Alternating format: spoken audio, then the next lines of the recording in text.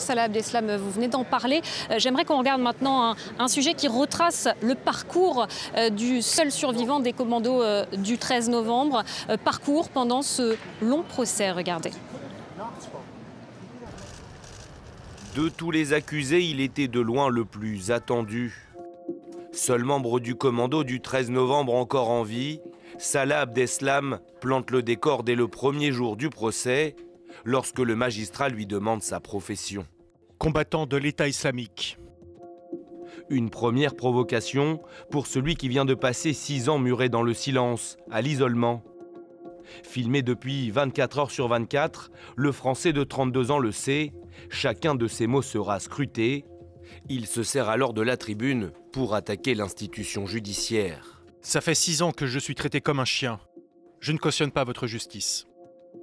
Au fil des semaines, la même question revient sans cesse.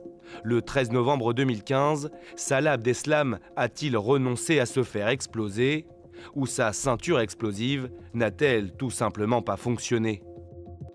Mi-avril, et pour la toute première fois, le 10e membre du commando indique qu'il devait bien déclencher sa charge dans un café du 18e arrondissement de Paris, mais il aurait abandonné son projet par humanité selon lui, un axe de défense qui a pu choquer sur le banc des partis civils. Monsieur Abdeslam, il est dans un discours évolutif, il est caméléon. Il est caméléon depuis le début, c'est-à-dire qu'au début, il est arrivé avec une position très forte, et puis après, il a joué des partis civils, il a joué de la cour, il a joué des silences. On sent qu'il jouit du petit pouvoir qu'il a en parlant. À mon avis, il voulait en profiter une dernière fois. Insuffisant aussi pour le ministère public. Dans son réquisitoire début juin, il estime que malgré ses paroles, malgré ses larmes, Salah Abdeslam est resté fidèle à son idéologie et incapable de formuler un remords. Ce lundi, Salah Abdeslam a été le dernier à s'exprimer devant la cour, juste avant qu'elle se retire pour délibérer. Il s'en est pris à l'accusation pour dire qu'il n'est pas un assassin. Je ne suis pas un tueur, et si vous me condamnez pour assassinat, vous commettez une injustice.